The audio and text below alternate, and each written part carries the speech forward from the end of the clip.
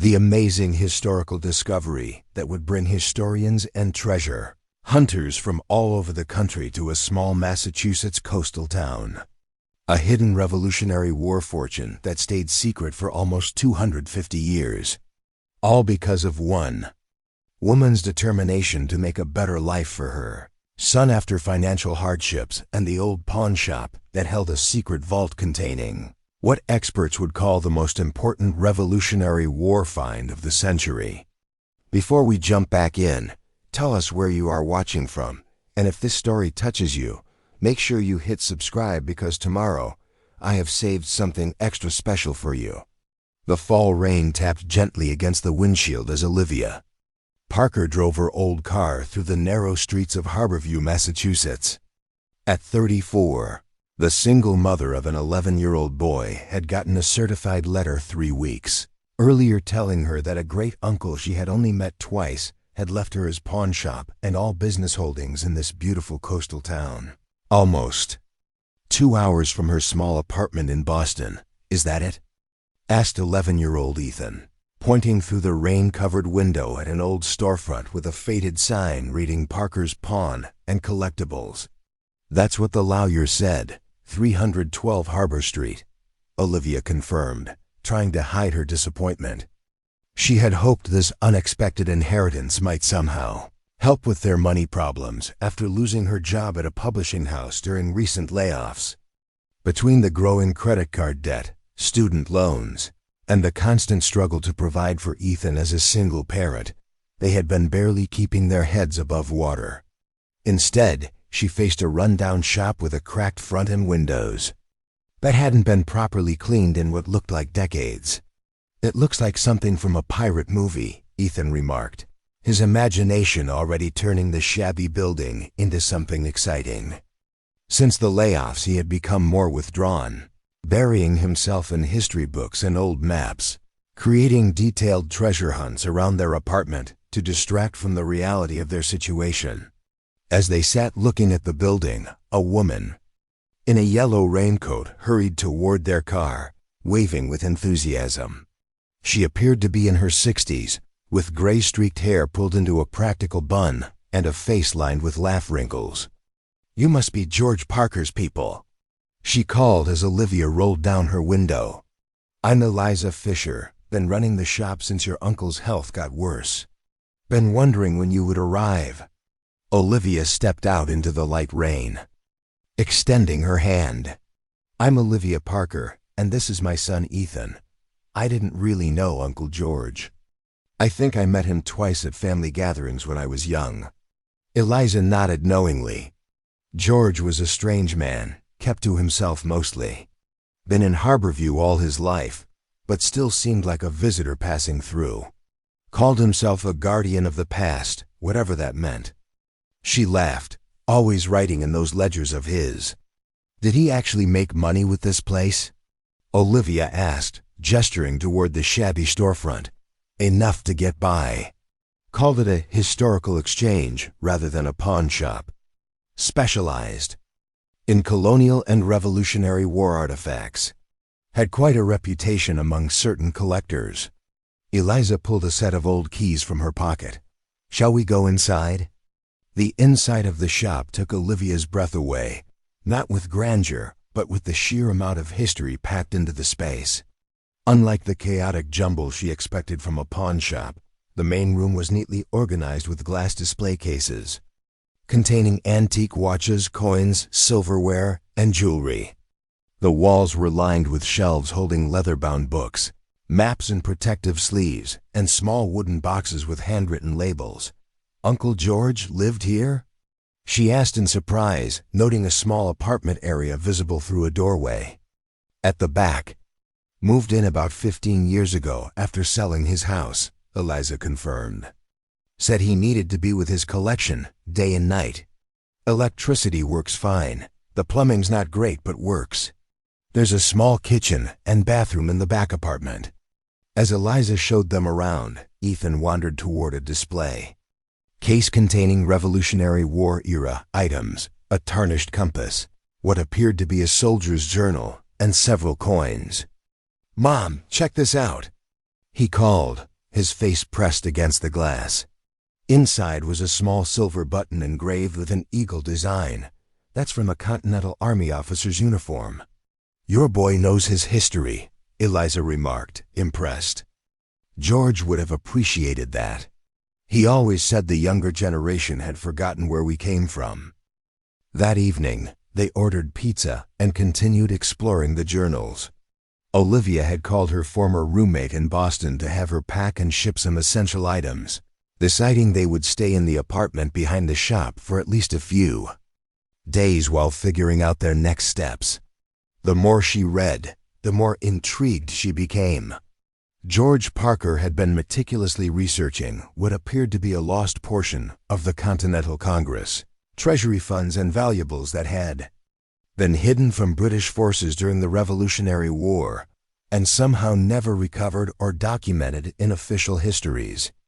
"Mom, look at this," Ethan said, carefully examining the pendant under the desk lamp.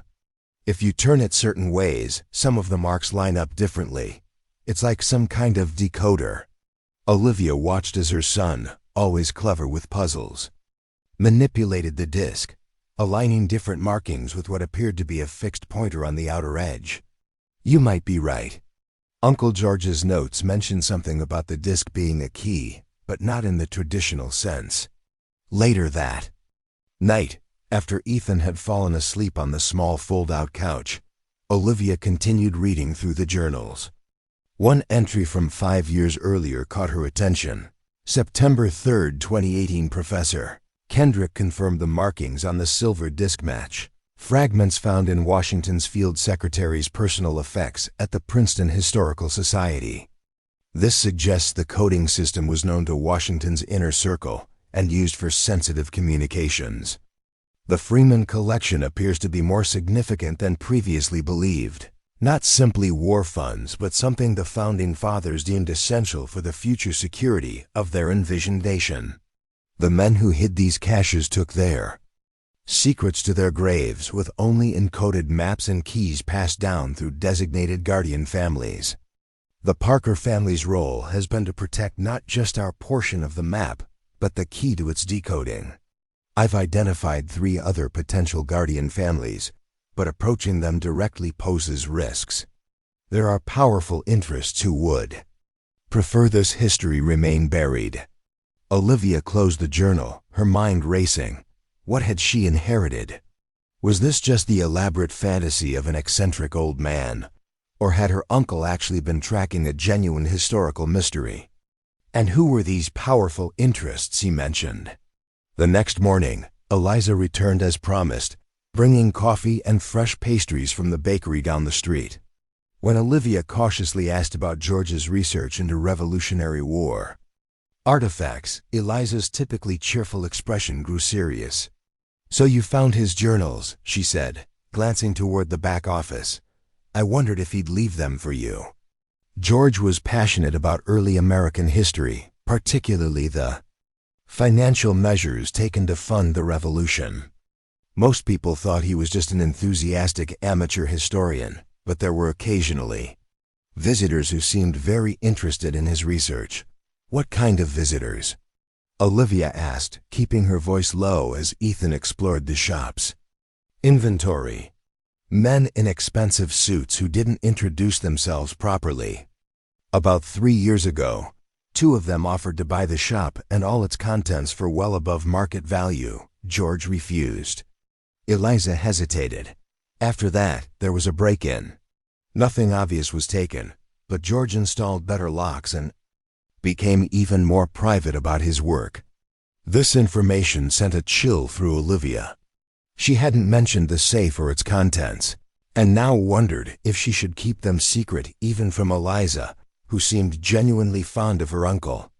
Later that day, while Eliza minded the shop, Olivia visited the Harborview Community Bank to access George's safety deposit box. Inside, she found the property deed, insurance documents, and a sealed envelope containing another key smaller and more modern than those to the shop with a tag labeled Storage Unit 17, Harborview Marina. The storage unit turned out to be a small climate-controlled space near the town's harbor. Inside were carefully organized filing cabinets and archival boxes, each meticulously labeled with dates and content descriptions. One entire wall was covered with a large corkboard, creating what looked like an investigation board from a detective movie. Photographs of historical documents, maps, and locations connected by colored strings, with handwritten notes attached to each item. At the center was a reproduction of a letter dated July 1777, apparently from George Washington to a Colonel Jeremiah Freeman. The Continental Treasury must be secured from British capture. You are hereby authorized to implement the dispersal plan as discussed. Select 12 men of unimpeachable character, each to secure one portion. The coded maps must remain separate, as must the key. When victory is secured, the reunification of these assets will provide the foundation for our new nation's future.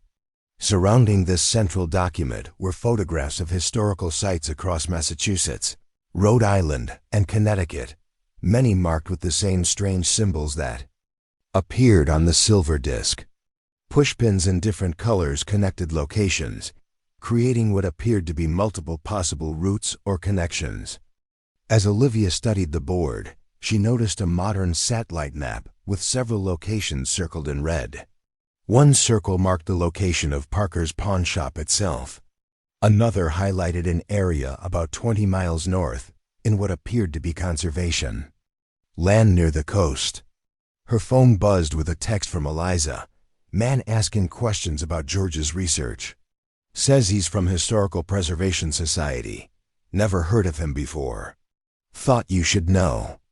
Olivia's heart raced as she quickly photographed the investigation board and gathered a few folders labeled Freeman Correspondence and Washington's Treasury Directive.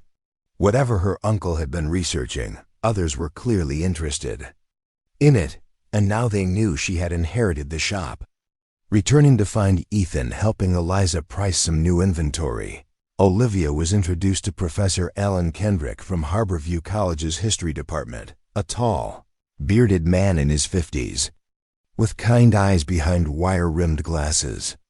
Your uncle and I collaborated on several research projects, Kendrick explained after Eliza had left for the day. George was convinced he'd found evidence of a hidden Continental Congress, Treasury cash funds and valuables secreted away during the Revolution that were never recovered or recorded in official histories. That sounds far-fetched, Olivia said cautiously, not revealing what she'd already discovered. Most hidden treasure stories are, Kendrick agreed with a smile. But George had assembled compelling evidence correspondence between Washington and his Treasury officials, encoded maps that aligned with known Revolutionary War sites, and family histories of 12 guardian families tasked with protecting different pieces of the puzzle. He glanced around the shop. Did he leave you his research materials? Before Olivia could answer, the shop door opened, and a well-dressed man in his 40s entered.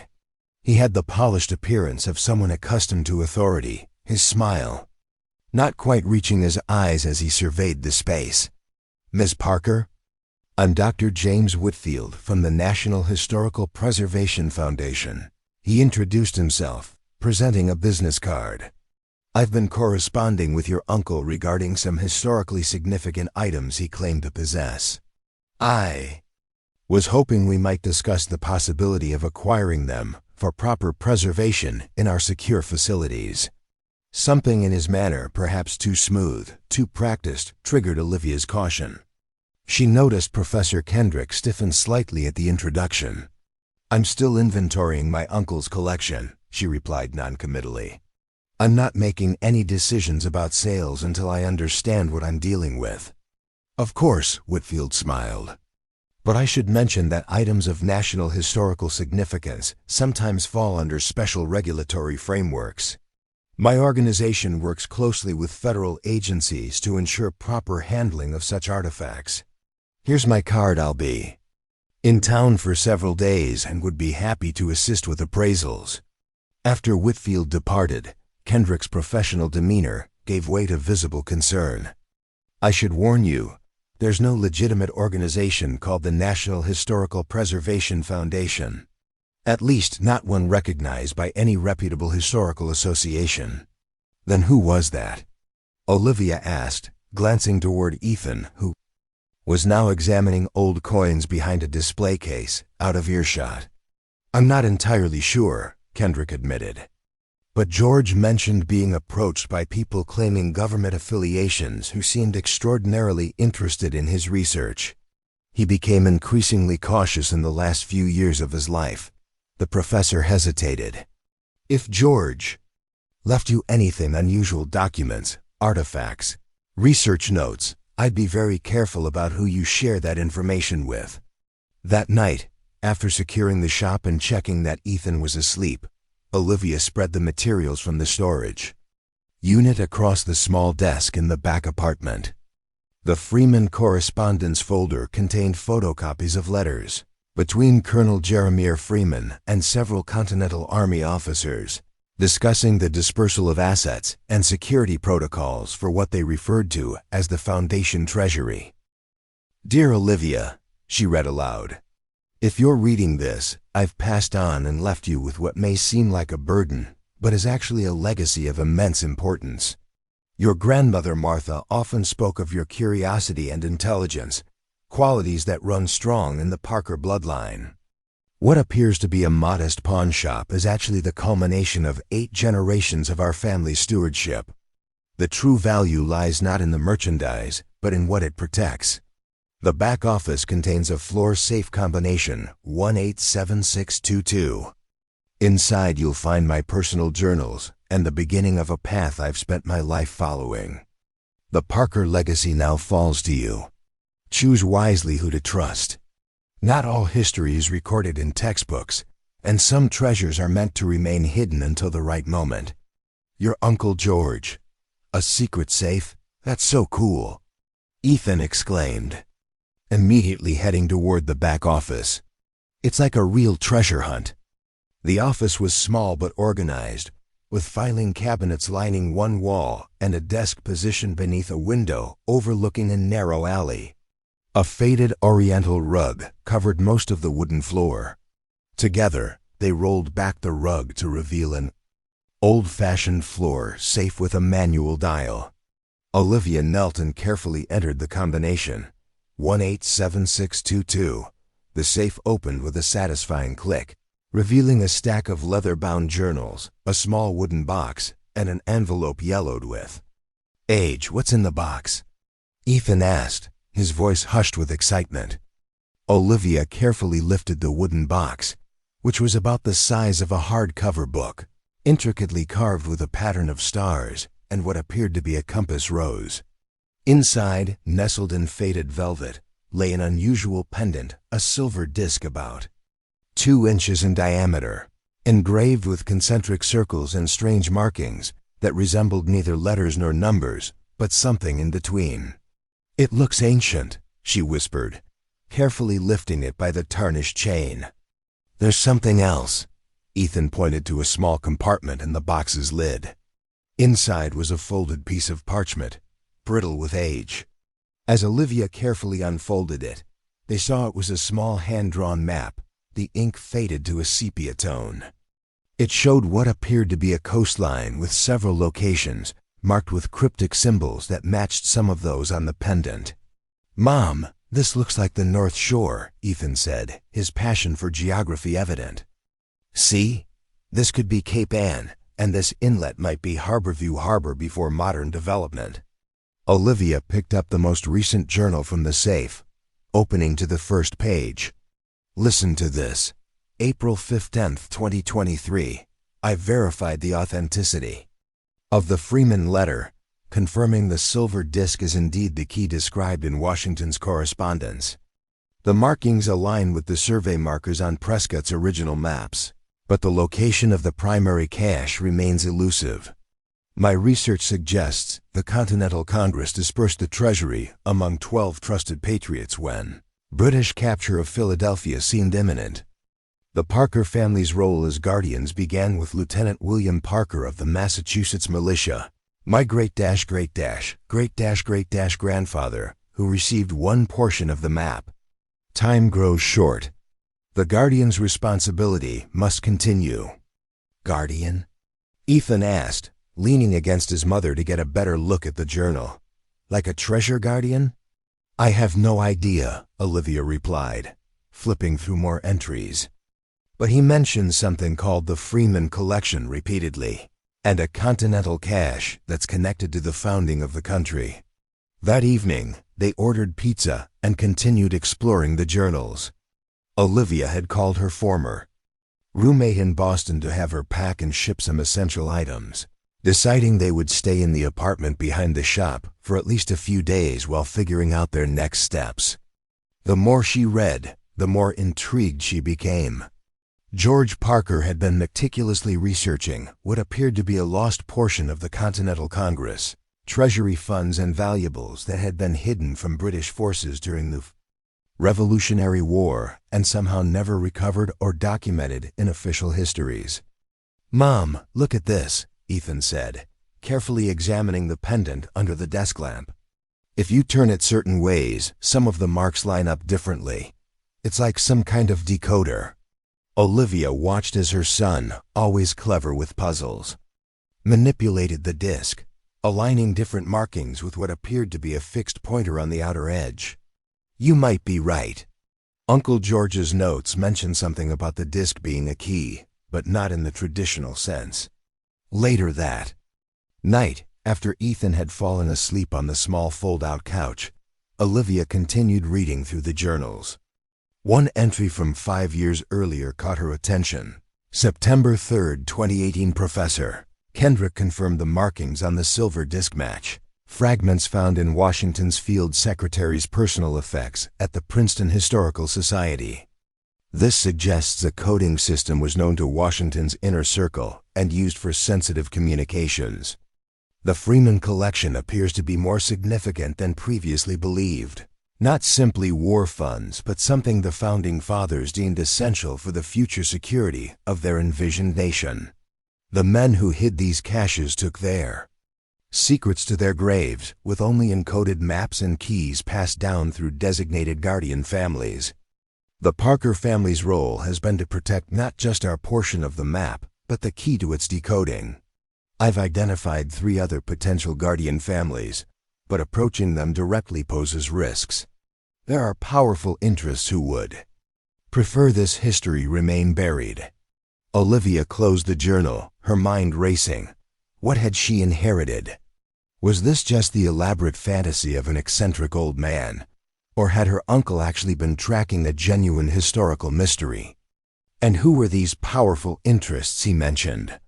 The next morning, Eliza returned as promised, bringing coffee and fresh pastries from the bakery down the street. When Olivia cautiously asked about George's research into Revolutionary War artifacts, Eliza's typically cheerful expression grew serious. "So you found his journals," she said, glancing toward the back office. "I wondered if he'd leave them for you." George was passionate about early American history, particularly the financial measures taken to fund the Revolution. Most people thought he was just an enthusiastic amateur historian, but there were occasionally visitors who seemed very interested in his research. "What kind of visitors?" Olivia asked, keeping her voice low as Ethan explored the shops. Inventory. Men in expensive suits who didn't introduce themselves properly. About 3 years ago, 2 of them offered to buy the shop and all its contents for well above market value. George refused. Eliza hesitated. After that, there was a break-in. Nothing obvious was taken, but George installed better locks and became even more private about his work. This information sent a chill through Olivia. She hadn't mentioned the safe or its contents, and now wondered if she should keep them secret, even from Eliza, who seemed genuinely fond of her uncle. Later that day, while Eliza minded the shop, Olivia visited the Harborview Community Bank to access George's safety deposit box. Inside, she found the property deed, insurance documents, and a sealed envelope containing another key smaller and more modern than those to the shop with a tag labeled Storage Unit 17, Harborview Marina. The storage unit turned out to be a small, climate-controlled space near the town's harbor. Inside were carefully organized filing cabinets and archival boxes, each meticulously labeled with dates and content descriptions. One entire wall was covered with a large corkboard, creating what looked like an investigation board from a detective movie. Photographs of historical documents, maps and locations connected by colored strings, with handwritten notes attached to each item. At the center was a reproduction of a letter dated July 1777, apparently from George Washington to a Colonel Jeremiah Freeman. The Continental Treasury must be secured from British capture. You are hereby authorized to implement the dispersal plan as discussed. Select 12 men of unimpeachable character, each to secure one portion. The coded maps must remain separate, as must the key. When victory is secured, the reunification of these assets will provide the foundation for our new nation's future. Surrounding this central document were photographs of historical sites across Massachusetts, Rhode Island, and Connecticut, many marked with the same strange symbols that appeared on the silver disc. Pushpins in different colors connected locations, creating what appeared to be multiple possible routes or connections. As Olivia studied the board, she noticed a modern satellite map with several locations circled in red. One circle marked the location of Parker's pawn shop itself. Another highlighted an area about 20 miles north, in what appeared to be conservation land near the coast. Her phone buzzed with a text from Eliza, man asking questions about George's research. Says he's from Historical Preservation Society. Never heard of him before. Thought you should know. Olivia's heart raced as she quickly photographed the investigation board and gathered a few folders labeled Freeman Correspondence and Washington's Treasury Directive. Whatever her uncle had been researching, others were clearly interested in it, and now they knew she had inherited the shop. Returning to find Ethan helping Eliza price some new inventory, Olivia was introduced to Professor Alan Kendrick from Harborview College's History Department, a tall, bearded man in his 50s with kind eyes behind wire-rimmed glasses. Your uncle and I collaborated on several research projects, Kendrick explained after Eliza had left for the day. George was convinced he'd found evidence of a hidden Continental Congress, Treasury cash funds and valuables secreted away during the Revolution that were never recovered or recorded in official histories. That sounds far-fetched, Olivia said cautiously, not revealing what she'd already discovered. Most hidden treasure stories are, Kendrick agreed with a smile. But George had assembled compelling evidence correspondence between Washington and his Treasury officials, encoded maps that aligned with known Revolutionary War sites, and family histories of 12 guardian families tasked with protecting different pieces of the puzzle. He glanced around the shop. Did he leave you his research materials? Before Olivia could answer, the shop door opened, and a well-dressed man in his 40s entered. He had the polished appearance of someone accustomed to authority, his smile not quite reaching his eyes as he surveyed the space. Ms. Parker? I'm Dr. James Whitfield from the National Historical Preservation Foundation. He introduced himself, presenting a business card. I've been corresponding with your uncle regarding some historically significant items he claimed to possess. I was hoping we might discuss the possibility of acquiring them for proper preservation in our secure facilities. Something in his manner, perhaps too smooth, too practiced, triggered Olivia's caution. She noticed Professor Kendrick stiffen slightly at the introduction. I'm still inventorying my uncle's collection, she replied noncommittally. I'm not making any decisions about sales until I understand what I'm dealing with. Of course, Whitfield smiled. But I should mention that items of national historical significance sometimes fall under special regulatory frameworks. My organization works closely with federal agencies to ensure proper handling of such artifacts. Here's my card. I'll be in town for several days and would be happy to assist with appraisals. After Whitfield departed, Kendrick's professional demeanor gave way to visible concern. I should warn you, There's no legitimate organization called the National Historical Preservation Foundation. At least not one recognized by any reputable historical association. Then who was that? Olivia asked, glancing toward Ethan, who was now examining old coins behind a display case, out of earshot. I'm not entirely sure, Kendrick admitted. But George mentioned being approached by people claiming government affiliations who seemed extraordinarily interested in his research. He became increasingly cautious in the last few years of his life. The professor hesitated. If George left you anything unusual, documents, artifacts, research notes, I'd be very careful about who you share that information with. That night, after securing the shop and checking that Ethan was asleep, Olivia spread the materials from the storage unit across the small desk in the back apartment. The Freeman correspondence folder contained photocopies of letters between Colonel Jeremiah Freeman and several Continental Army officers, discussing the dispersal of assets and security protocols for what they referred to as the Foundation. Treasury. One letter from Freeman to Lieutenant William Parker, apparently Olivia's ancestor, dated October 1777, was particularly intriguing. The portion entrusted to your care represents 1/12 of the whole. The map fragment alone is meaningless without the key and the companion pieces held by our fellow guardians. Your family's commitment to this trust must extend beyond our current struggle, potentially for generations. When America stands secure, and the time is deemed appropriate by consensus of the guardian families, these resources shall be reunited for their intended purpose. What exactly had been hidden?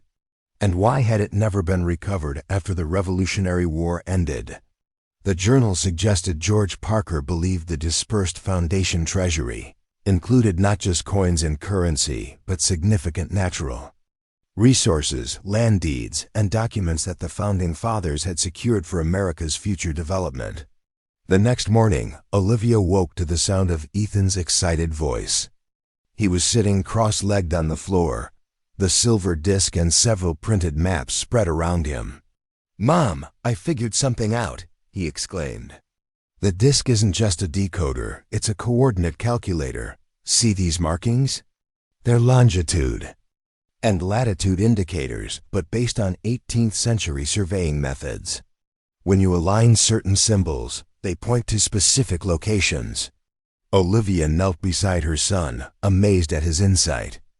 Ethan had always been intelligent, but his enthusiasm for this historical puzzle had ignited a confidence and focus she hadn't seen since before she lost her job.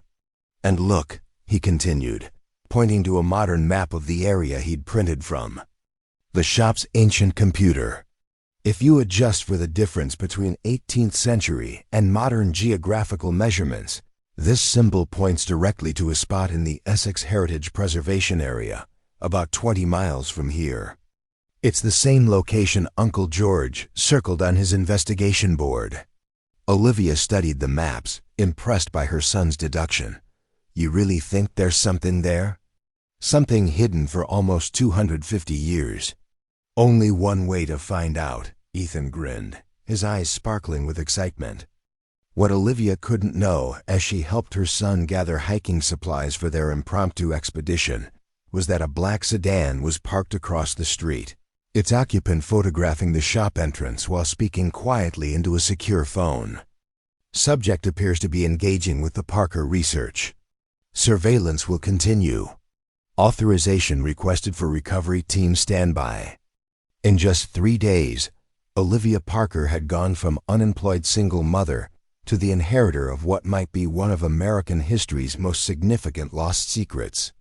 As she locked the shop, the silver disc secure in her pocket, she couldn't possibly imagine how this unexpected inheritance would soon place her and Ethan at the center of a mystery reaching back to the founding of the nation, a mystery that powerful people had been working for generations to control.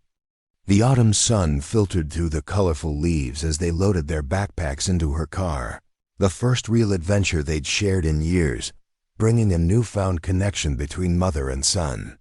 Yet somewhere in the back of her mind, a warning flickered. If her uncle's research was correct, they weren't just looking for historical artifacts. They were potentially uncovering secrets that had been deliberately kept hidden by some of the most influential figures in American history. As they pulled away from the curb, neither noticed the sedan that waited a discreet interval before following, its driver reporting their movement to persons unknown. The hunt for the Revolutionary War treasure had officially begun, setting in motion events that would challenge not just Olivia's understanding of history, but her role within it. Olivia Parker, who had always found security in the predictable pages of the book she edited, was about to discover that sometimes the most extraordinary chapters of history and of our own lives remain unwritten until we have the courage to pursue them. The Essex Heritage Preservation Area sprawled across 5,000 acres of protected woodland, salt marshes, and rocky coastline. As Olivia parked at the small visitor center, she felt a strange blend of excitement and apprehension. The rational part of her mind, the careful editor who had always valued facts and verifiable sources, questioned the wisdom of chasing what might be nothing more than an old man's fantasy. But another part of her, perhaps the same adventurous spirit that had once dreamed of writing historical novels before practicality led her to editing, thrilled at the possibility. According to Ethan's calculations, we need to follow the coastal trail about 2 miles, then head inland near something called Freeman's Point, Olivia explained to Professor Kendrick, who had joined their expedition after expressing concern about their safety. Freeman's Point, Kendrick repeated thoughtfully. Named after Jeremiah Freeman, the same colonel mentioned in your uncle's research. That can't be coincidence. The professor had arrived at the shop that morning just as they were preparing to leave, bringing historical maps of the area that predated modern development. When Olivia hesitantly revealed their destination, he had insisted on accompanying them, citing both his familiarity with the preservation area and his concern about Whitfield's suspicious interest. "Mom, look at the visitor map," Ethan called, pointing to a large display near the trailhead. "Freeman's Point is marked as a historical site. It says there was a Revolutionary War signal station there." The autumn day was perfect for hiking, cool but sunny, with a gentle breeze carrying the scent of salt water and pine. As they followed the well-maintained trail, Professor Kendrick shared historical context about the area. This coastline was strategically important during the Revolution, he explained. The Continental Army established a series of signal stations to watch for British naval movements. Local militia would use bonfire signals or messenger riders to warn inland settlements of approaching enemy forces. That makes it a perfect place to hide something valuable, Ethan reasoned. Soldiers would always be around, keeping watch. After about 40 minutes of hiking, they reached a wooden sign marking the side trail to Freeman's Point. The path narrowed as it wound through dense woodland before opening to a dramatic overlook, a rocky bluff rising about 50 feet above the shoreline, providing a commanding view of the coastline and horizon. "I can see why they chose this for a signal station," Olivia remarked, taking in the panoramic vista. "But where would they hide something here?" Ethan wondered, his initial excitement giving way to confusion as he surveyed the exposed rock face. Olivia removed the silver disc from her pocket, studying its markings in the clear daylight.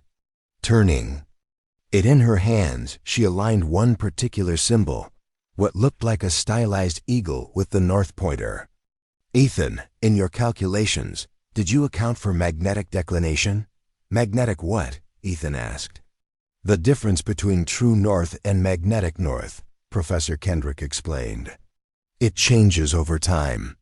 In the 18th century, the difference would have been several degrees off from today's readings." Ethan's eyes widened. "I didn't know that. We need to recalculate." Using the professor's knowledge of historical surveys and Ethan's quick mathematical mind, they adjusted their coordinates.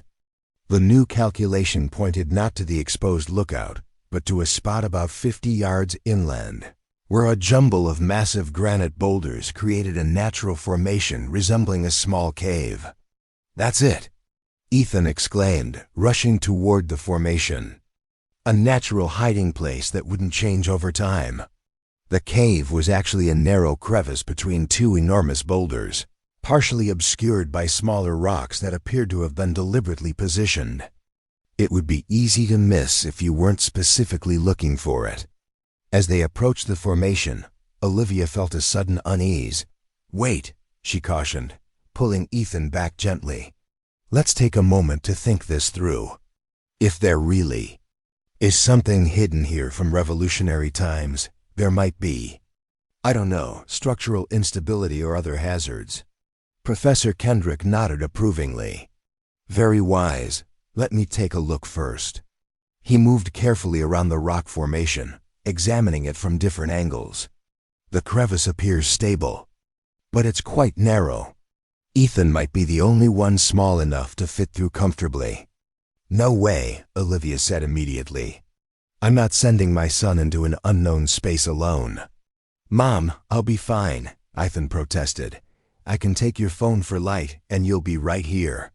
After much deliberation and a thorough examination of the opening, Olivia reluctantly agreed, but only after establishing strict safety protocols. Ethan would wear a small backpack with water and a first aid kit, carry both Olivia's phone for its flashlight and his own so they could maintain communication, and would come out immediately if he encountered anything questionable. "Remember, this isn't about finding treasure," Olivia instructed as she helped him prepare. "It's about safely confirming if your theory is correct. No risks, understood?" "Understood," Ethan promised, barely containing his excitement. With Olivia and Professor Kendrick watching anxiously, Ethan carefully squeezed through the narrow opening. For several tense minutes, they could hear only the shuffling sounds of his movement and the occasional, "Wow," or "This is so cool, what do you see?" Olivia called, fighting the parental instinct to pull him back out immediately. "It opens up inside," Ethan's voice echoed slightly. "It's like a small room. Wait, I see something. There's a stone with markings on it. It looks like it's been carved." "Can you take a photo?" Kendrick suggested. A moment later, Olivia's phone chimed with an incoming image. The photo showed a flat stone surface with crudely carved symbols similar to those on the silver disc, surrounding what appeared to be a small indentation in the rock. "It's a keyhole," Ethan called out. "The disc fits in it. I'm sure of it." "Don't do anything yet," Olivia instructed firmly. "Come back out first so we can discuss this." Reluctantly, Ethan emerged from the crevice, his face flushed with excitement and dust smudging his cheeks. "Mom, it's definitely man-made. Someone carved those symbols into the rock. And that indentation is exactly the size of the disc." Professor Kendrick examined the photos carefully. "This is remarkable. These symbols match 18th century survey markers used by Washington's engineers. I've seen similar markings in historical documents, but never an actual physical example." Olivia studied the silver disc again, her mind racing. "If this is really what we think it is, part of a hidden Revolutionary War cache, shouldn't we contact proper authorities? Archaeological experts? The question is, which authorities?" Kendrick replied quietly. "Your uncle's concerns about certain interests wanting to control this discovery seem well-founded, especially after meeting Whitfield. Legitimate archaeological research would take months of permits and bureaucracy, during which time the site could be compromised or the artifacts removed. So what do we do?" Olivia asked, torn between responsible citizenship and the growing conviction that her uncle had entrusted this legacy to her for a reason. "I think we should at least confirm what's there," Kendrick suggested. "If it's truly significant, we can ensure it's properly documented before making it public." After careful consideration, they decided that Ethan would return to the chamber with the silver disc, but only to photograph what happened when it was placed in the indentation. he would not remove anything from the site. Once again, Ethan squeezed. Through the narrow opening, this time carrying the silver disc securely wrapped in a handkerchief. Olivia and Kendrick waited tensely, listening to the occasional updates from inside. "I'm at the carved wall," Ethan's voice called out. "I'm going to try fitting the disc in the indentation now." Several moments of silence followed, then a startled exclamation. "It fits perfectly. The disc turned when I pressed it in like a key, and there's a grinding sound. Part of the wall is moving." Olivia's heart raced. "Ethan, be extremely careful. If anything shifts or seems unstable, get out immediately." "It's okay, Mom." A small section of the rock wall slid aside. "There's a compartment behind it. I can see something inside." Minutes later, which felt like hours to Olivia, Ethan emerged clutching a small oilskin package wrapped with a leather cord. His hands trembled with excitement as he carefully placed it on a flat boulder surface. It was just sitting therein. "A small hollow behind the stone panel," he explained breathlessly. "Nothing else, no gold or anything like that. Just this." Professor Kendrick produced a pair of cotton gloves from his backpack. "May I? As a historian, I've handled fragile documents before."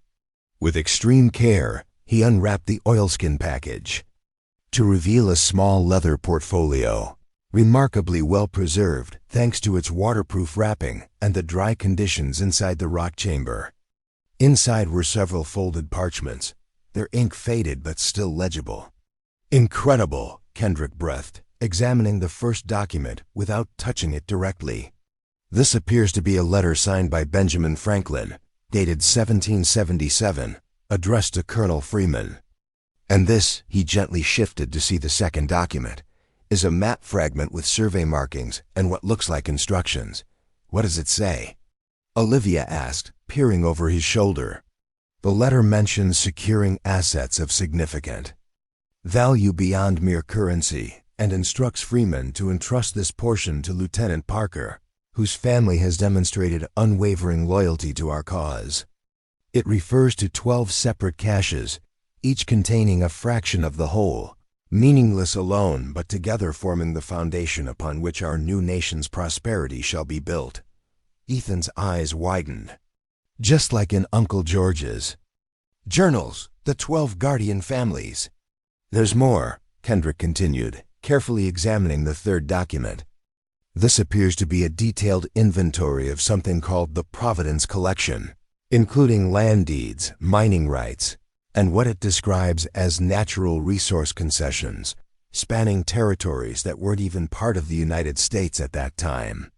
"But why hide these?" Olivia wondered. "Why not just keep them with other Continental Congress records?" "The letter gives a clue," Kendrick replied. "Franklin writes that certain interests, both foreign and domestic, would use these assets for immediate gain rather than long-term security. He seems to have been concerned that these valuable resources would be exploited or sold off to pay war debts, rather than preserved for the nation's future development." Their fascinating discovery was interrupted by the distant sound of voices on the trail, hikers approaching Freeman's Point.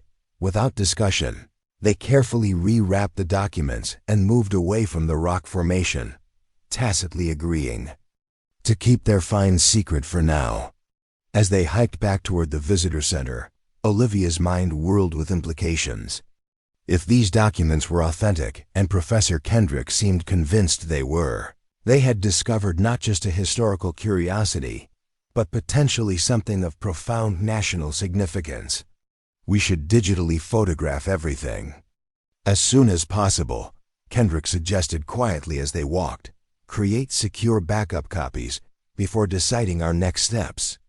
Olivia nodded, but before she could respond, they emerged from the wooded trail into the parking area, where 3 black SUVs waited, their government plates clearly visible. James Whitfield stood conversing with 2 men in dark suits, but turned immediately upon seeing them, his practiced smile failing to mask the intensity in his eyes. "Miss Parker," he called, approaching with measured steps. "What a pleasant coincidence." Enjoying a family hike in our beautiful conservation lands? Dr. Whitfield, Olivia acknowledged coolly, instinctively moving closer to Ethan. Yes, Professor Kendrick was kind enough to show us some local historical sites. Find anything of interest? Whitfield asked, his gaze flicking to Ethan's backpack. Just beautiful views and fresh air, Professor Kendrick interjected smoothly. The historical signal station at Freeman's Point offers a remarkable perspective on Revolutionary War communication systems. Whitfield nodded, his smile never reaching his eyes. Indeed. I'm something of a Revolutionary War enthusiast myself. Perhaps we could continue our discussion about your uncle's collection? My colleagues and I, he gestured toward the suited men by the vehicles, represent certain governmental interests in preserving historical artifacts of national significance. I appreciate your interest, Olivia replied carefully, but I'm still in the early stages of cataloging the inheritance. I'll be in touch when I'm ready to discuss any potential historical items. Of course, Whitfield conceded, though his tone suggested otherwise. Though I should mention that objects of significant national security interest fall under special jurisdiction. My organization is authorized to secure such items pending proper evaluation. National security? Olivia echoed incredulously. We're talking about a small pawn shop with some old books and Revolutionary War memorabilia. Perhaps, Whitfield smiled thinly.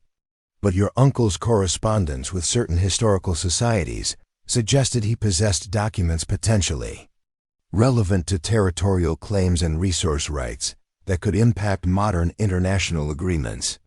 Simply a matter of due diligence. The implied threat was clear, though carefully wrapped in bureaucratic language.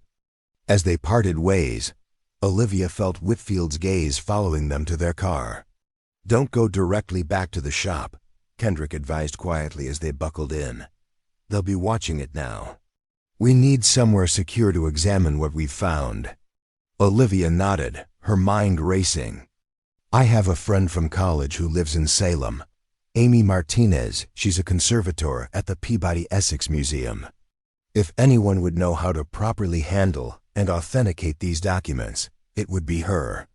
A quick phone call confirmed Amy was home and willing to help, though Olivia kept details vague, mentioning only that she'd inherited some potentially valuable historical documents that needed expert assessment. As they drove toward Salem, taking a circuitous route to ensure they weren't followed, Ethan could barely contain his excitement. Mom, do you realize what this means? We're part of a secret that goes back to the founding of America. We're guardians. Just like in Uncle George's journals. Olivia glanced at her son in the rearview mirror, struck by the transformation in him. Just days ago, he had been a withdrawn child, retreating into books and imagination to escape their difficult reality. Now he was animated, engaged, his natural intelligence finding purpose in this historical mystery. Whatever came of this strange inheritance, it had already given her son something precious, a sense of connection and meaning. Amy Martinez's home was a beautifully restored Victorian near Salem's historic district. A petite woman with keen eyes and an air of meticulous precision, she greeted them warmly but with evident curiosity about their urgent visit. So these documents you mentioned, she said after introductions. What period are we talking about? Revolutionary War era, Professor Kendrick answered. Potentially of significant historical importance and extremely fragile. We were hoping you might advise on proper handling and perhaps preliminary authentication. Amy's professional interest was immediately piqued. Let me get my tools. I have a preservation workspace set up in my home office for smaller projects. In Amy's carefully controlled workspace with proper lighting and humidity management, they carefully unwrapped the oilskin package. Amy's expression transformed from professional interest to astonishment as she examined the contents. Where did you find these? She whispered, carefully studying the documents through a magnifying glass. The paper composition, ink formulation, writing style, all consistent with late 18th century. And that signature. She pointed to the flowing script at the bottom of the main letter. I've studied Franklin's handwriting extensively. This appears authentic at first examination. Can you help us properly document them? Olivia asked. We need secure digital copies before deciding next steps. Amy nodded slowly. I can do better than smartphone photos. I have professional scanning equipment that can capture high-resolution images without harmful light exposure. She glanced at them with newfound respect and curiosity. But you should know, if these are what they appear to be, they belong in a major museum or the National Archives. We agree, Olivia assured her, but there are complications. Certain people seem very interested in obtaining these documents before they can be properly studied or made public. Understanding dawned in Amy's eyes. Ah, the eternal conflict between knowledge as public good versus tool of power. I've encountered this before, though usually with indigenous artifacts or colonial-era land grants. She smiled reassuringly. Let me guess, men in dark suits claiming some vague governmental authority. Exactly, Professor Kendrick confirmed. Well, proper documentation is our first defense, Amy declared, moving toward her equipment. If these documents exist in secure digital form, their contents can't be easily suppressed, regardless of what happens to the originals. Over the next hour, Amy meticulously scanned each document, creating multiple high-resolution digital copies stored on separate encrypted drives. She also performed preliminary conservation assessments, noting areas of concern and recommending proper storage conditions. These need proper archival housing, she explained, carefully returning the documents to their temporary wrappings. I can prepare appropriate materials, but you'll need to decide where they'll ultimately reside. As Amy worked, Olivia, Ethan, and Professor Kendrick compared the newly discovered documents with the materials from George Parker's research. The correlation was unmistakable. The symbols on the silver disc matched markings on the map fragments, and references in Franklin's letter aligned with entries in George's journals. It's all real, Ethan whispered, awestruck. Uncle George wasn't just imagining things. There really is a hidden Revolutionary War treasure, not gold coins, but something maybe even more valuable. Land and resource rights, Professor Kendrick mused. Potentially worth billions in today's terms, depending on what territories were included and whether the claims would still be legally valid. But what's our responsibility now? Olivia wondered aloud.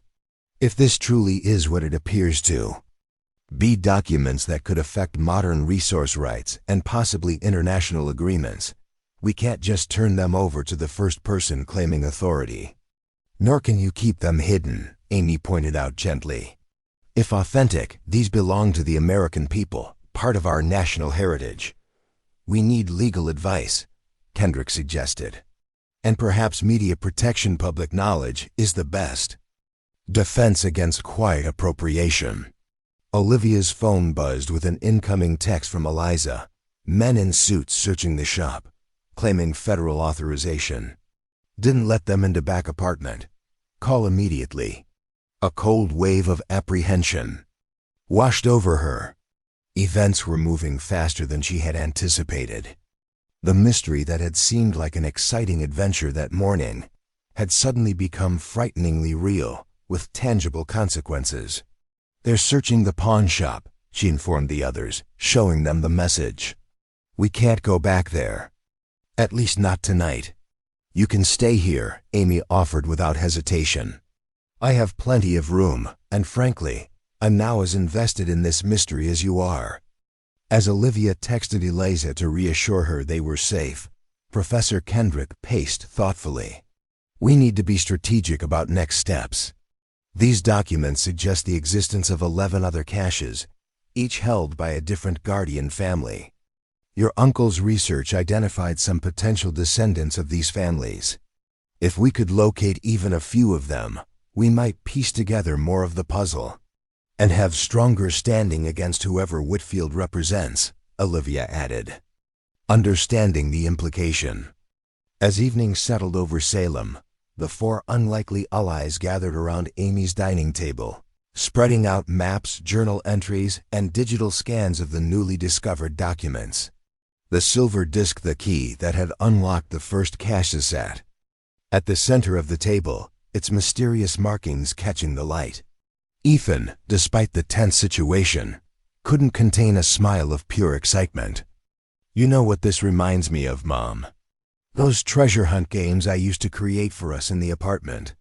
Except this is real history, not just my imagination. Olivia reached over to squeeze her son's hand, struck by the extraordinary turn their lives had taken.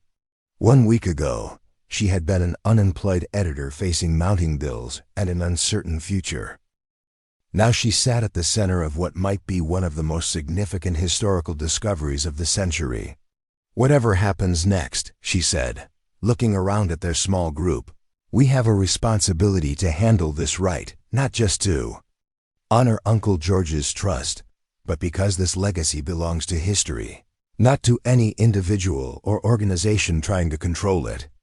As they worked into the night, piecing together clues from George Parker's lifetime of research, Olivia felt something she hadn't experienced in years, a sense of purpose larger than herself, a connection to both past and future that transcended her immediate struggles. The inheritance that had initially seemed like a burden had become something far more valuable than mere property. It had become a mission.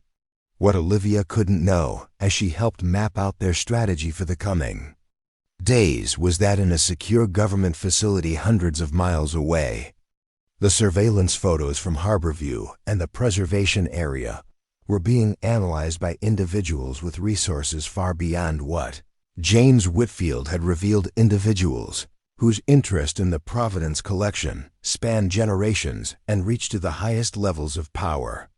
The race to uncover America's hidden revolutionary legacy had begun in earnest. For Olivia Parker, the greatest challenge would not be finding the remaining caches, but ensuring that when found, they fulfilled their intended purpose, serving the future of a nation rather than the interests of those who would control its past. Dawn broke over Salem with muted colors filtering through a light fog, giving the historic town an ethereal quality that seemed fitting for the extraordinary situation. Olivia woke early, her mind already racing with plans and concerns before her feet touched the floor. In the guest room across the hall, Ethan still slept soundly, the deep, unburdened sleep of youth despite the tumultuous events of the previous day. She found Amy already awake in her kitchen, preparing coffee while reviewing the digital scans of the Franklin documents on her laptop. I couldn't sleep, Amy admitted, sliding a steaming mug toward Olivia. These are simply too fascinating. I've been cross-referencing certain phrases against known Franklin correspondence in the National Archives database. The linguistic patterns and references to specific events are consistent with his authenticated writings from this period. So they're real, Olivia said softly, the weight of responsibility settling more firmly on her shoulders. I believe so, Amy nodded. And potentially even more significant than we initially thought. She turned the laptop screen toward Olivia, showing a magnified portion of one document. This reference to natural bounties beneath the Western Territories could be describing mineral rights in lands that weren't even part of the United States in 1777, areas that would later become part of the Louisiana Purchase or the Western Expansion. How could Franklin have rights to territories that weren't American yet? Olivia asked, puzzled. That's what makes this so extraordinary, Amy explained, her conservator's professional reserve giving way to genuine excitement.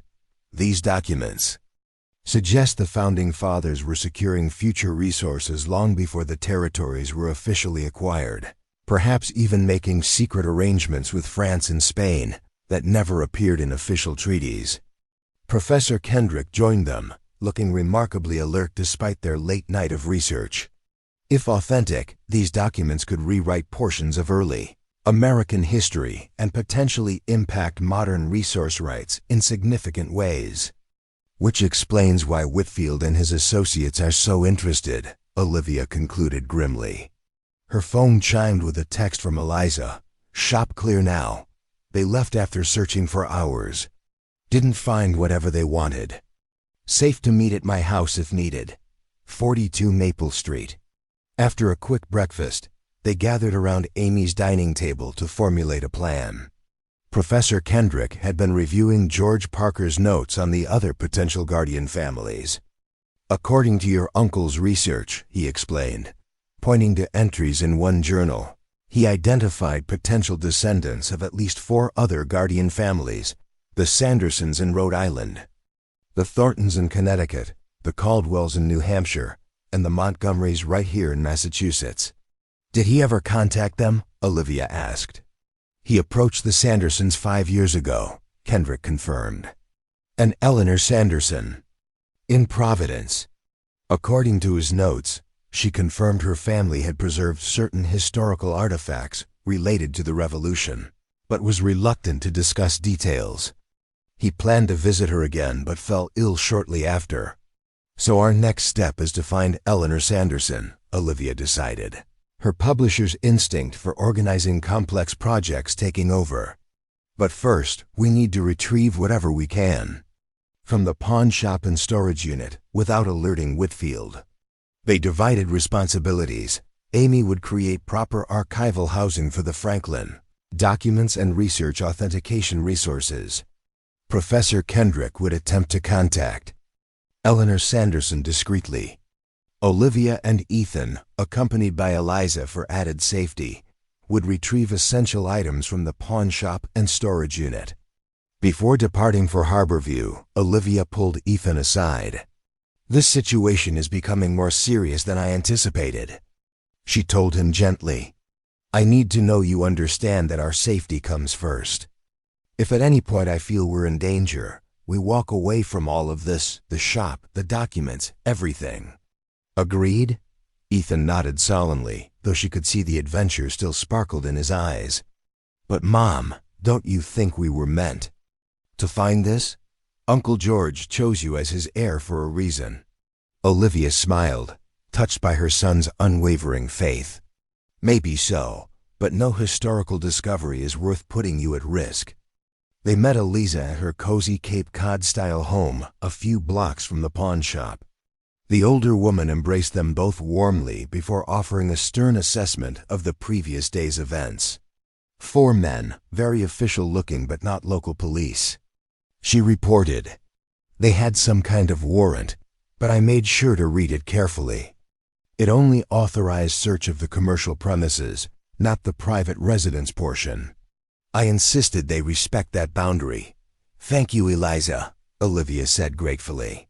Did they say what they were looking for? Documents related to territorial resource allocations, Eliza quoted precisely, and something called a cipher device. They were particularly interested in anything from the Revolutionary War period.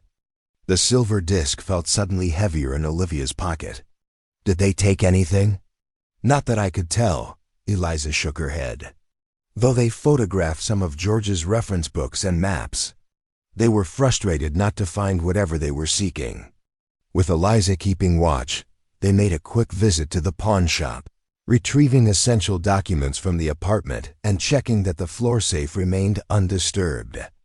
Olivia was relieved to find that while the shop had been thoroughly searched, the searchers had either missed or ignored the hidden compartment beneath the bookshelf where George had stored his most detailed research journals. The marina storage unit proved more concerning. The lock had been broken and many of the files disturbed. The investigation board had been partially dismantled, though important connections remained visible. They were interrupted, Professor Kendrick surmised, noting the haphazard nature of the search. Perhaps by marina security or other visitors. They quickly gathered the most important materials, particularly those related to the other guardian families, and secured them in Eliza's car. As they were preparing to leave, Olivia's phone rang an unknown number with a Rhode Island area code. Ms. Parker?"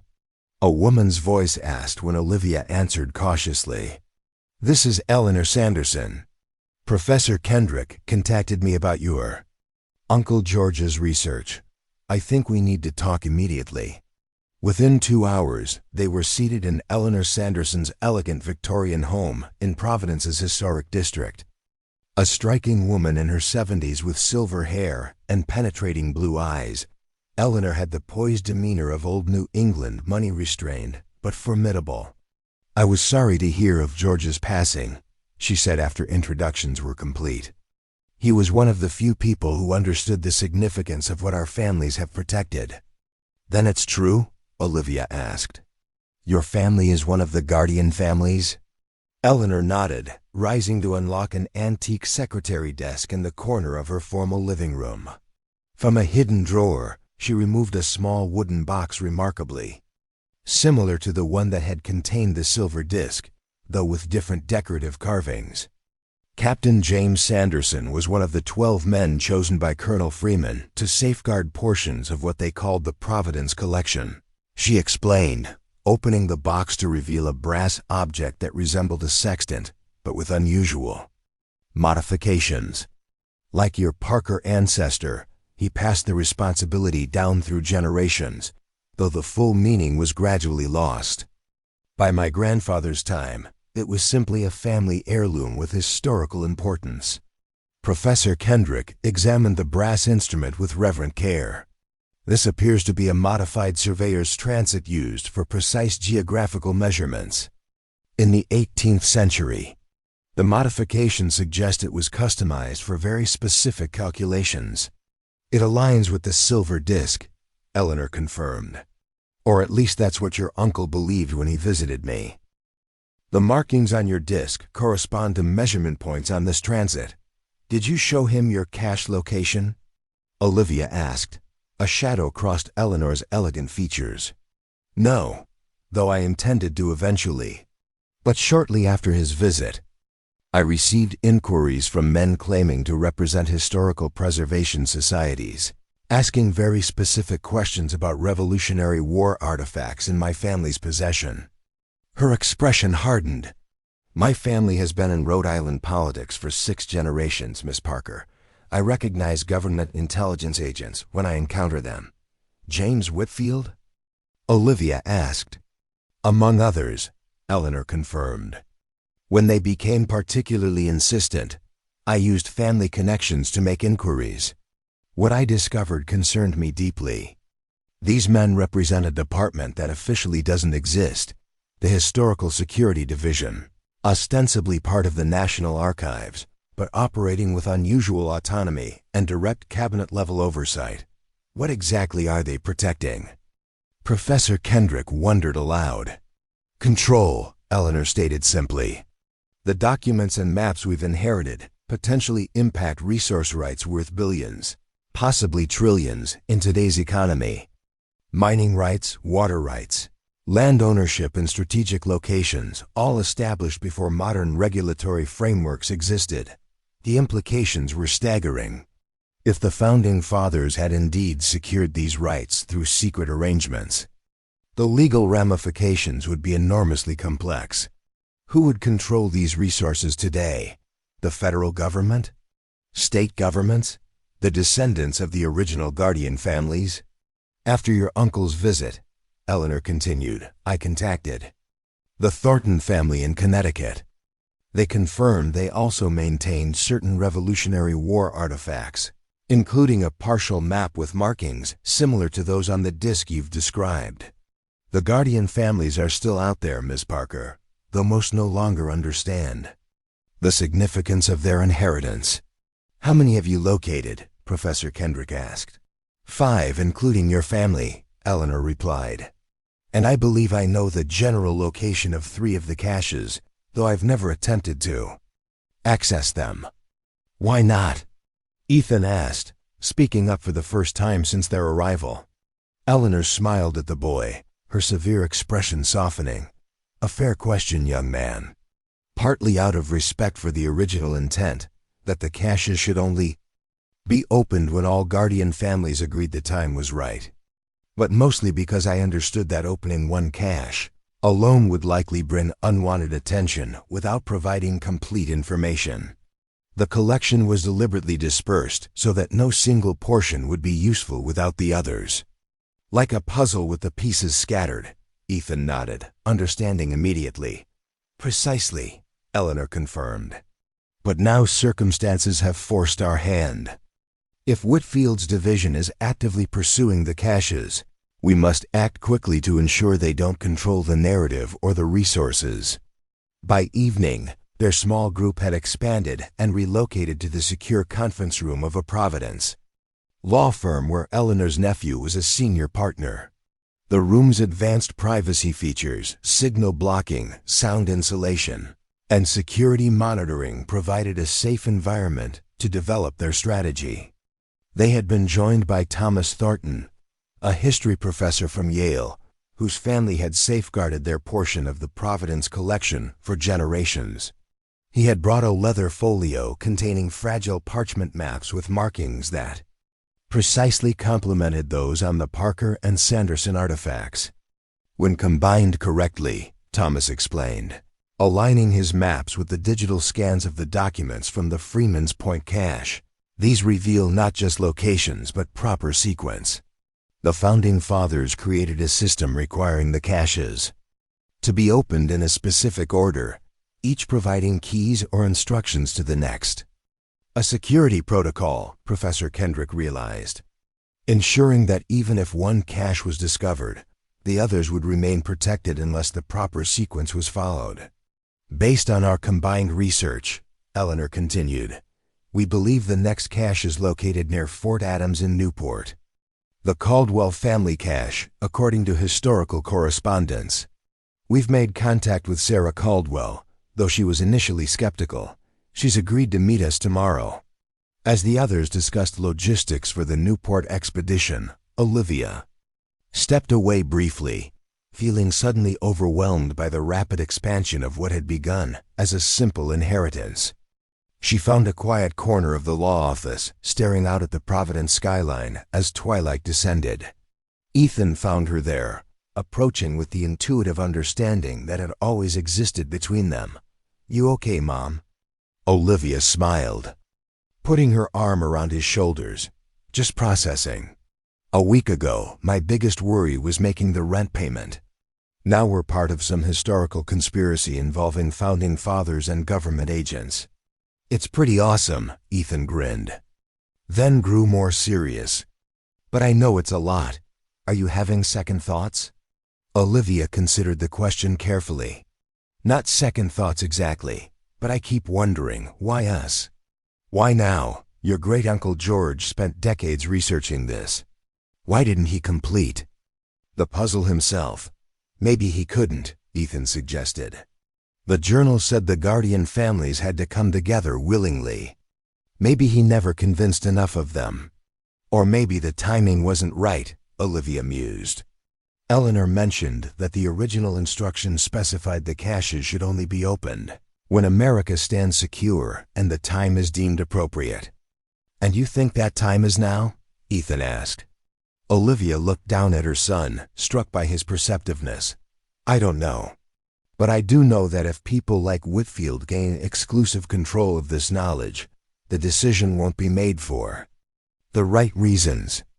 Rejoining the group, Olivia found them reviewing security measures for the Newport expedition. Eleanor's connections had proven valuable. Her nephew had arranged for private security professionals to accompany them, and Thomas Thornton had engaged a documentary filmmaker friend to record their discoveries, creating a public record that would be difficult to suppress. We should also prepare for media involvement, Eleanor was saying as Olivia returned. Not immediately, but a carefully prepared press strategy for when the time is right. My family has relationships with several respected journalists who understand the concept of responsible reporting on sensitive discoveries. What about Whitfield and his people? Olivia asked. They're clearly monitoring the pawn shop and probably watching all of us by now. My security team is handling counter-surveillance, Eleanor's nephew assured her. and we've prepared legal countermeasures should they attempt to interfere directly. A federal judge who owes my aunt a favor has signed standby orders protecting these artifacts as private historical property, pending proper authentication and review." The methodical professionalism was reassuring, yet Olivia couldn't help feeling they were accelerating towards something whose full implications none of them truly understood. These resources, whatever they might be, had been hidden for nearly 250 years. Revealing them now would inevitably change things, perhaps dramatically. "Before we proceed further," she said, drawing everyone's attention, "I think we need to discuss what happens if we succeed. If we locate all the caches and piece together the complete Providence collection, what then? Who decides how these resources are used?" The question created a momentary silence as each person considered its implications. The Founding Fathers' instructions were clear. Thomas Thornton finally responded. These resources were preserved for the benefit of generations yet unborn, to be administered with wisdom and foresight rather than immediate advantage, which could be interpreted in many ways, Professor Kendrick pointed out. By modern standards, the Founding Fathers' vision of benefit excluded many Americans. "A valid concern," Eleanor acknowledged, "which is why I propose that our goal should not be to claim control of these resources, but to ensure their discovery becomes part of the public record, transparent, accountable, and subject to modern democratic processes." She looked around the table. "We are not seeking to become wealthy or powerful through this discovery. We are simply fulfilling our family's obligation to bring this legacy into the light at the appropriate time." The sentiment resonated with Olivia. This wasn't about personal gain, it was about honoring a trust that spanned generations and ensuring that whatever the Founding Fathers had preserved would benefit the nation they had envisioned, as it had evolved over centuries. That night, in the hotel suite Eleanor had arranged for them, Olivia found herself unable to sleep despite the luxurious accommodations. She sat by the window, watching the lights of Providence while Ethan slept peacefully in the adjacent room. Her phone chimed softly with a text from Eliza. "Strangers watching the shop again. Different men this time. More professional. Be careful." The warning heightened Olivia's sense that they were racing against unseen forces with far greater resources. Yet something else nagged at her, a detail from Uncle George's journals that seemed significant but remained elusive in her memory. Opening her laptop, she reviewed the digital copies of his most recent entries. There, in an entry from just 2 months before his death, she found what had been troubling her. The silver disc is not merely a key to locations. It contains a message in itself. The specific arrangement of symbols, when properly interpreted, conveys the Founding Fathers' true intent for the Providence collection. This was their failsafe, ensuring that even if all written instructions were lost or altered, the unadulterated purpose would remain literally in the hands of the guardian families. Olivia retrieved the silver disc from its secure pouch, studying it with renewed intensity. What message had been encoded in its intricate markings? And why had Uncle George considered this understanding so crucial? As dawn approached, she finally dozed off in the comfortable armchair, the disc still clutched in her hand. Her dreams were vivid images of George Washington and Benjamin Franklin discussing plans over candle-lit maps, colonial soldiers hiding document caches in remote locations, and generations of Parker ancestors guarding a legacy they only partially understood. She woke to Ethan gently shaking her shoulder, the morning sun streaming through the hotel windows. "Mom, everyone's gathering for breakfast before we head to Newport," he said, then noticed the disc in her hand. "Were you studying that all night?" "Not all night," she smiled, stretching to ease her stiff neck. "But I think there's something we're missing, something important about the disc itself." Over breakfast in a private dining room, Olivia shared her realization with the group. Thomas Thornton was particularly intrigued. "Your uncle may have been right," he agreed, examining the disc carefully. These markings, they're not just coordinates. Some appear to be phonetic symbols from an 18th century shorthand system used by Franklin and others for confidential communications. Can you decode it? Eleanor asked. Not completely, Thomas admitted. The system was personalized by each user. But combined with the Sanderson Transit and my family's maps, we might be able to extract at least partial meaning. Their combined expertise, Thomas's knowledge of historical cryptography, Eleanor's understanding of 18th century surveying techniques, and Professor Kendrick's background in Revolutionary War communications, gradually revealed a pattern. The disk contained a message, encoded through multiple layers of security that would have been nearly impossible to crack without the complementary knowledge held by separate guardian families. It's a statement of principles, Thomas translated slowly, working through the symbols. A set of guidelines for how the Providence collection should be administered when recovered. As the message emerged piece by piece, its significance became clear.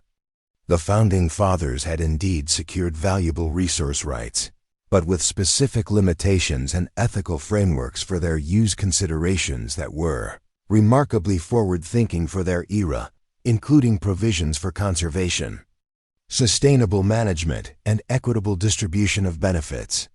They weren't just thinking about immediate national interests, Professor Kendrick marveled. They were establishing long-term stewardship principles that in some ways anticipate modern environmental and social concerns. Which explains the elaborate security measures, Eleanor nodded. These weren't just economic assets they represented. A vision for responsible resource management that might have been corrupted or exploited if controlled by the wrong interests. As they prepared to depart for Newport and the Caldwell cache, Olivia felt a renewed sense of purpose. What had begun as an unexpected inheritance had evolved into something far more meaningful, a full chance to fulfill a sacred trust established at the nation's founding and preserved through generations of ordinary citizens who understood that some legacies transcend personal benefit. The Providence collection was not just a historical treasure or economic windfall. It was a vision of responsible stewardship that had waited nearly 250 years for the right moment to emerge. And somehow, through circumstances she could never have anticipated, Olivia Parker, single mother, unemployed editor, and reluctant heir had become instrumental in bringing that vision to light.